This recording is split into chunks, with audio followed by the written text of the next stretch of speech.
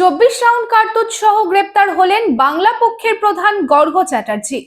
গর্গ চ্যাটার্জিকে নির্বাচন কমিশনের অভিযোগের ভিত্তিতে গ্রেপ্তার করা হয়। গর্গ চ্যাটার্জিকে কলকাতা পুলিশের সাইবার সেল মঙ্গলবার কলকাতার দেশপ্রিয় পার্ক থেকে গ্রেপ্তার করে।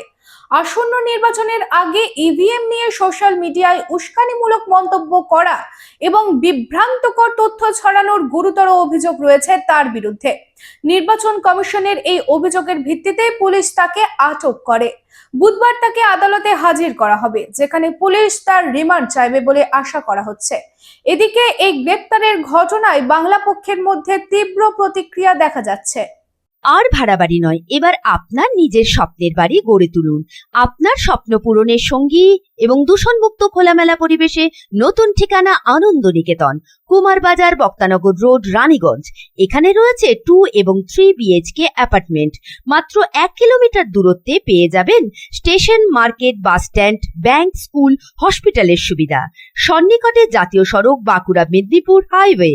থাকছে ব্যাংকিং লোনের সুবিধা। তাই দেরি না করে আজই যোগাযোগ করুন 9933704001 9333107047।